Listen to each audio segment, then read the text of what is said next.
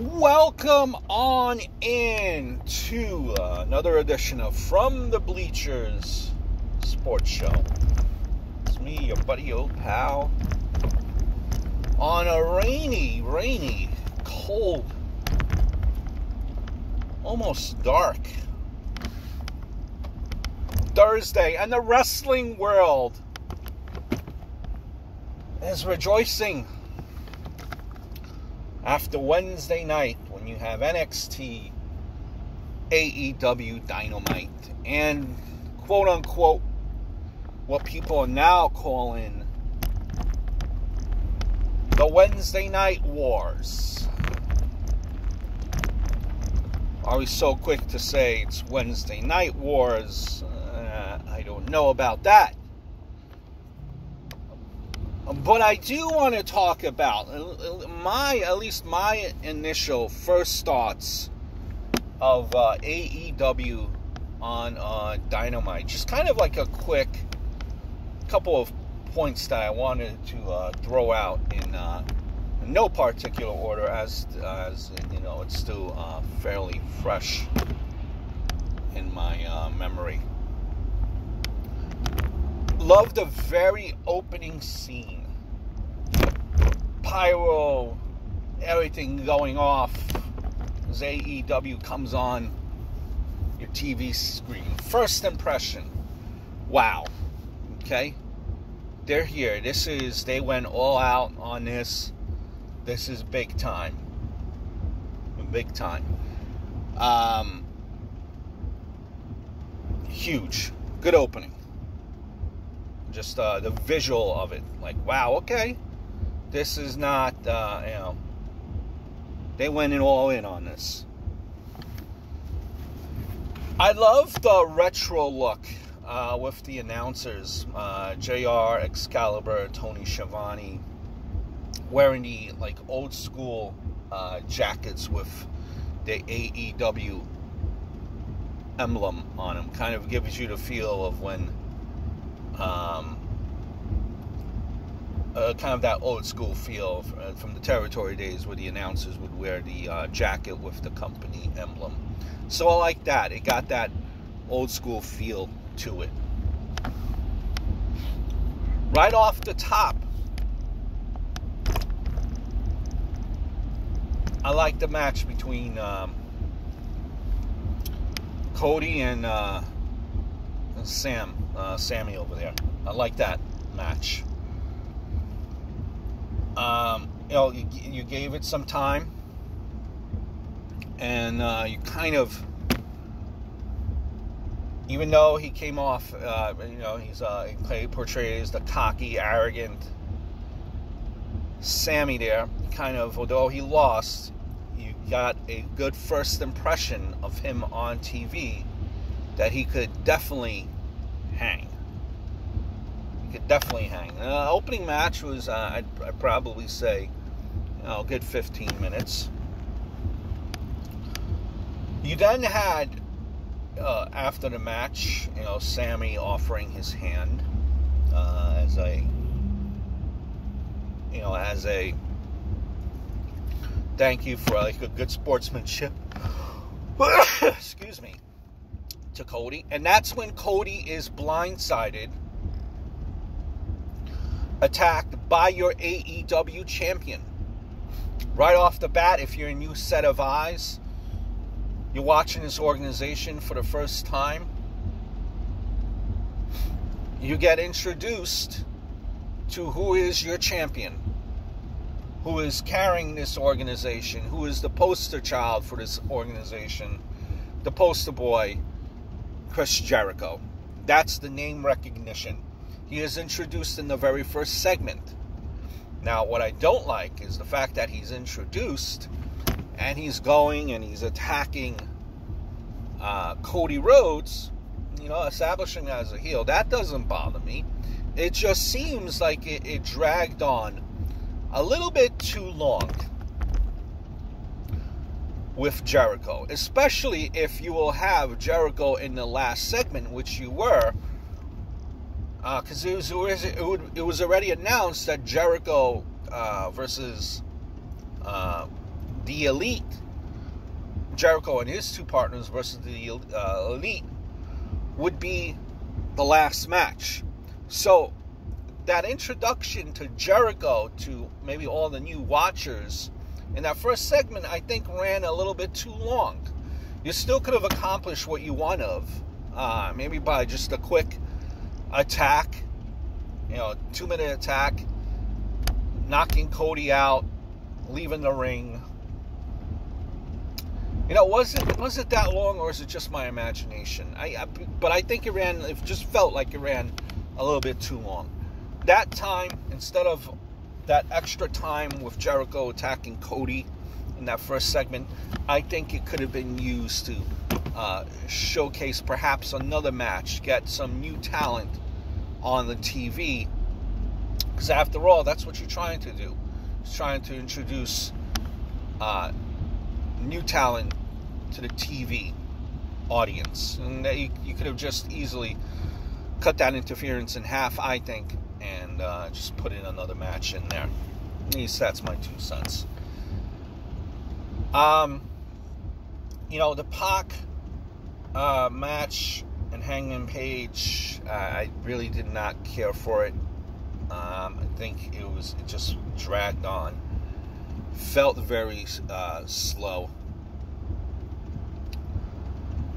You introduce MJF to the audience versus Brandon Cutler.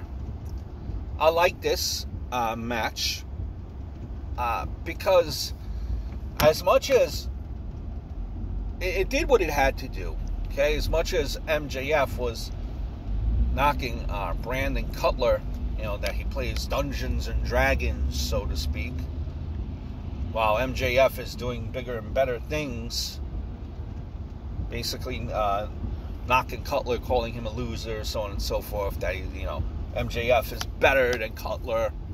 The actual match did what it did, where it showed MJF as being rightfully, whether you agree with it or not, cocky and arrogant. But at the same time, it didn't make their talent, Brandon Cutler, look like a complete schlep. Where Brandon Cutler did look okay, where, at least you get the sense of, okay, to be in AEW, even if you're a Brandon Cutler of the world, you have got to be semi-good.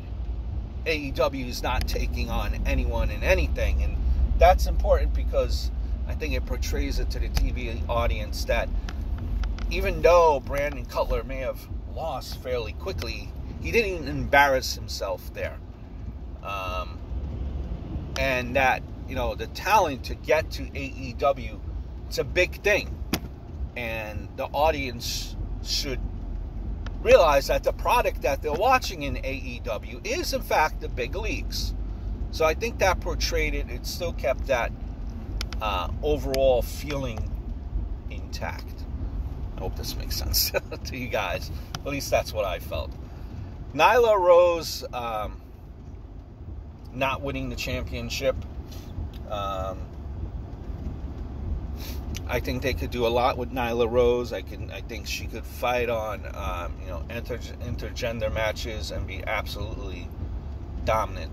I thought the match was a little bit sloppy. But some of these talent, they need a little bit more seasoning, and that's what, these talents haven't been wrestling for years upon years. Some of them are fairly new to the business, so it wasn't the greatest of matches. Certain points there I kind of cringed, but you introduced Nyla Rose, who is a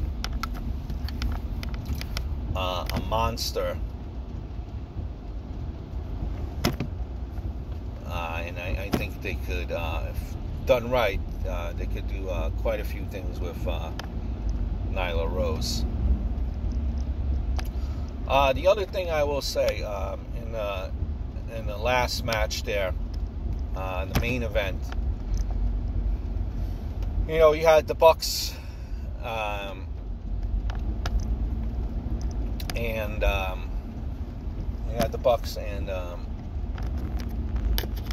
Kenny Omega, the Elite there, versus Jericho and former LAX together. I like the fact that they kept a good secret. You didn't expect Moxley to be back. I liked the interaction, the interference by Moxley, going backstage, with Omega, kind of going after Omega. I like that, him interfering. Then you were introduced to Dustin in that segment. He comes out and attacks Jericho after Jericho was attacking Cody again. After Cody comes in, tries to protect his buddy, the Young Bucks. So I like that. The audience got introduced to Dustin. In that segment again, you also seen Sammy. So Sammy is getting that spotlight, that main event spotlight, in there with quote-unquote the main eventers, to kind of continue on that storyline, that match with him and Cody in the first match. So I like how they brought in this new talent, Sammy, to be in that last segment. I did think, honestly, and then you also had Jack Swagger appearing, or Jack Hagar appearing, being on side of Team Jericho, and so you had all these things come in. Now, Jack Hagar, is that going to make, I don't know, me, I don't think that's going to make the TV audience go, wow, Jack Hagar from MMA. He got a good reaction, a We the People chant, but we've seen Jack, Hagar before. Does he really do anything for you guys? At times in the WWE, he came out to a lackluster reaction. What's going to be the difference here to make him stand out in AEW? So that surprised me. I don't know if that does anything for you guys. It really doesn't for me, but you have to see how it plays out. Overall, I think that last segment, what I'm trying to say, is it felt too much like an NWO type of ending, late Monday night Nitro, later years type of ending where everyone interferes. And I get it that you were trying to introduce as much talent as possible to the TV audience. I get it, but it seemed like it was a little bit too much. Now, I'd argue if you're going to go that route and introducing as much talent as you could, why not try to mix, some younger, unrecognized talent somewhere in there? For the most part, everyone knows who Kenny Omega is. Everyone knows who a Young Buck is. Majority of fans, a Jericho, a Dustin Rhodes, a Cody, a Jack Swagger. People know who they are. Moxley. Why not try to, introduce, the lesser, known talent? I don't know, like, Jungle Boy, for example. Now, I know this is the first show, and there are many shows to come, and you have to kind of rope the audience in, and, this is how you do it. Throw out all the names that they would recognize. But it would have been nice to see some younger talent in there. Overall, I just think the music entrance, they got to work on the music entrance, because that really gets you into it, the entrance music. Nothing really stood out for me as far as entrance music, so they got to work on that. Kind of maybe get a good guy to produce some music there for them, because that kind of fell flat with me. You know, JR and Tony Schiavone and Excalibur, you know, I don't know if JR will be doing this for full time. Maybe calling special matches, maybe working once a month. I don't know. It just seems that he, to me anyway, and who am I? Just my 2 cents. Maybe that he has lost a step, and the commentary, although improved from last time, just feels a little off. I don't know if this commentary team, how it's set up right now, is the commentary team to go with down the road into the future. I think, you know, JR maybe, you know, part of the reason why JR is here, I think what JR will do is he will definitely, having experience on TV, he will lead these, you know, he will lead guys like Excalibur and Golden Boy to kind of guide him through the first couple of weeks. But I don't think, you know, he is long for being as a commentator calling the weekly show. That's just me anyway. But overall, I mean, this was a good presentation of AEW. There's really not much complaints I have of it. Just, you know, just my little critiques.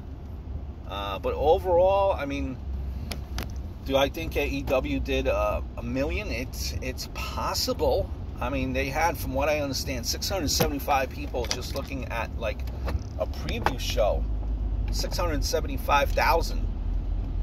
So it's very possible that maybe they did a million. Because how many people even knew about that preview show the day before? You know, so it's very possible that they could hit a million. Not out of the realm of possibility for me, if I were to give my 2 cents. You know, but overall, this was a good first show. They didn't embarrass themselves.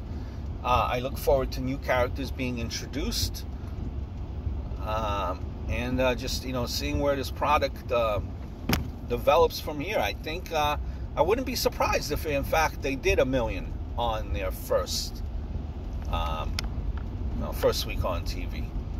So I hope all is well, and I look forward to speaking to you guys very, very soon.